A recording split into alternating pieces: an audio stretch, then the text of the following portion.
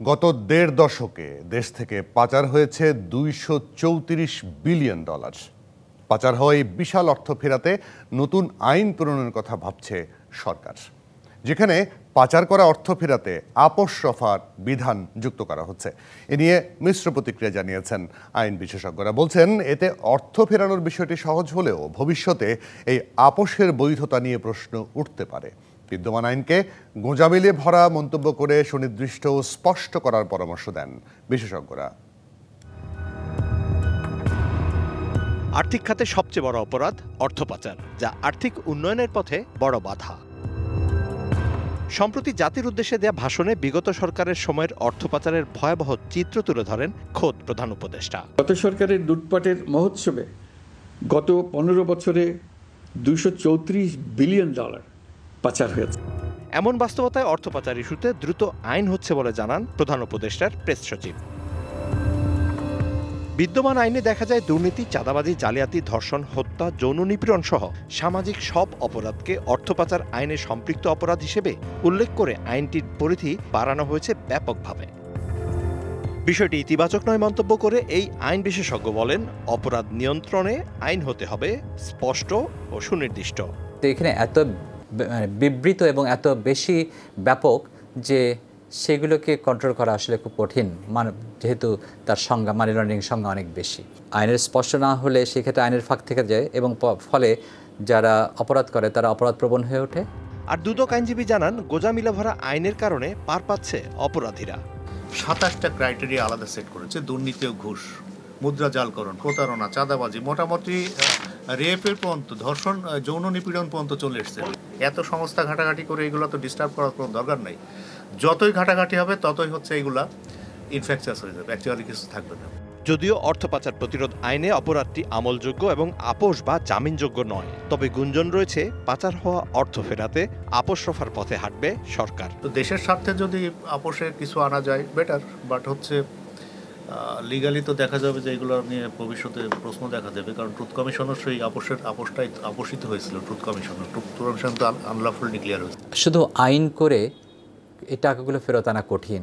সেই জন্য সরকার যদি মনে করেন যে তারা আপোষযোগ্য করবেন অর্থ যদি টাকাগুলো কেউ স্বইচ্ছায় ফেরত নিয়ে আসে তাকে গভর্নমেন্ট ছাড় দিবে, সেরকম যদি হয় তবে আমি মনে করি প্রচুর টাকা বাংলাদেশের ফেরত আনা সম্ভব হবে।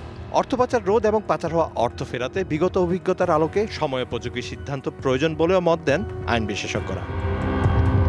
Mizan Ahmed, DBC news, Dhaka.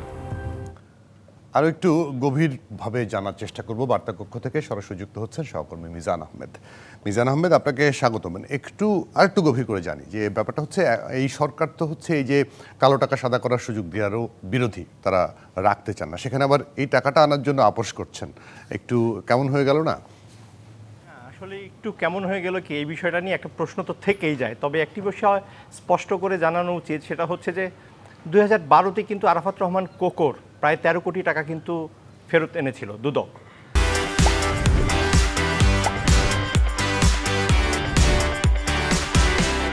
এবং 2012 সালের, আমার যদি ভুল না হয়, নভেম্বরে সেই টাকাটা ফেরত এসেছিল। এবং সেই ক্ষেত্রে কিন্তু MLA অর্থাৎ মিউচুয়াল লিগ্যাল অ্যাসিস্ট্যান্স, এই যে একটা সিস্টেম, এই সিস্টেমটাকে কাজে লাগানোর মাধ্যমে কিন্তু সেই টাকাটা ফেরত নিয়ে আসা হয়। কিন্তু এই MLA সিস্টেমটা বড় জটিল এবং বড় কঠিন বিষয়, এবং এক এক দেশে এক এক রকম। যদি আপনি বিবেচনায় নেন যে দেশের প্রয়োজনে পাচার হওয়া অর্থ, যেটা দেশের মানুষেরই ন্যায্য দাবি, যাদের শ্রমে ঘামের টাকা, এটা দেশে ফেরত আসা উচিত, দেশের উন্নয়নে অংশ হওয়া উচিত, সেক্ষেত্রে আপনার একটা দৃষ্টিভঙ্গি থাকতে পারে। আর এক্ষেত্রে আইনি যে জটিলতা, সেই জটিলতা এড়ানোর জন্যই তারা চাচ্ছেন যে একটি আপোষ রফার বিষয়। তবে মনে রাখা প্রয়োজন যে আমাদের 2008 সালে যে ট্রুথ কমিশন গঠন হয়েছিল, সেই ট্রুথ কমিশনে কিন্তু 300 জনের মতো মানুষ সাক্ষী দিয়েছিলেন, এবং সাক্ষী দিয়ে তাদের যে সাজা ছিল সেই সাজা থেকে তারা নিস্তার পেয়েছিলেন। পরবর্তীতে আপিল বিভাগ জানিয়ে দিল যে স্পষ্টতভাবে in the eye of law সবাই হচ্ছে সমান। আইনের চোখে আপনি কাউকে পার্থক্য করতে পারবেন না, এবং সেই ক্ষেত্রে একই অপরাধে কেউ দণ্ড পাবে আর কেউ স্বীকারোক্তি দিয়ে মওকুফ পাবে, সেটার কোনো বৈধতা দেওয়ার সুযোগ নেই। যার কারণে কিন্তু আপিল বিভাগ সেটাকে ডিসমিস করে দিয়ে বলে যে ট্রুথ কমিশনের সবগুলো সিদ্ধান্ত অবৈধ ছিল। অতএব এই বাস্তবতায় এ নিয়ে কিন্তু একটা মিশ্র অবস্থান রয়েছে, সেক্ষেত্রে চূড়ান্ত সিদ্ধান্তটি সরকারকে নিতে হবে।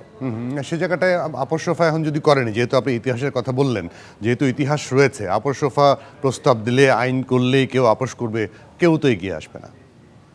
এটা একটা জটিল প্রশ্ন, কারণ অনেকেই স্বেচ্ছায় নিজের কালো টাকার বিষয়ে স্বীকারোক্তি দিতে চান না, এটি একটি সমস্যা। আর পাশাপাশি সরকারি গোয়েন্দা সংস্থার নজরদারিতে বেশ কিছু রয়েছে। কিছুদিন আগেই কিন্তু আমরা দেখেছি যে একেবারে প্রপার ব্যাংকিং চ্যানেল দিয়ে একটি সেমিস্টারের ফি মাত্র 3 মাসের খরচ হিসেবে 400 কোটি টাকা পাঠানো হয়েছে, যেটা আদৌ কোনো সেমিস্টার ফি হতে পারে না। এই বিষয়গুলো কিন্তু এনাদের নজরে এসেছে, যার কারণে কিছু কিছু কেসে সম্ভবত এই বিষয়ে এখনও তারা বলেন নাই, সম্ভবত তারা বেশ কিছু দূর এগিয়েছেন, হয়তো তাদের পিং পয়েন্টে কেউ রয়েছে, যার কারণেই তারা চাচ্ছেন যে আপোষ রফার মাধ্যমে এই টাকাগুলো দেশে আসুক। তবে একটি বিষয়ে মাথায় রাখা উচিত যে এই বিষয়ে যেই আইনটাই হোক না কেন, সেই আইনে কিছু ক্যাটাগরিক্যালি ভাগ থাকা উচিত। অর্থাৎ 100 কোটি টাকা পাচারের জন্য যেই সাজাটা রয়েছে, 1 কোটি টাকা পাচারের জন্য সেই সাজাটা যদি থাকে, সেক্ষেত্রে আসলে যৌক্তিকতা নিয়ে প্রশ্ন থেকে যায়। অতএব সামনের দিনে যদি এই ধরনের কোনো কিছু নিয়ে আসা হয়, সেক্ষেত্রে আইন বিশেষজ্ঞদের পরামর্শ হচ্ছে যেন একটা ক্যাটাগরি করে দেওয়া উচিত, অপরাধের মাত্রা অনুযায়ী সাজার মাত্রাটা থাকবে।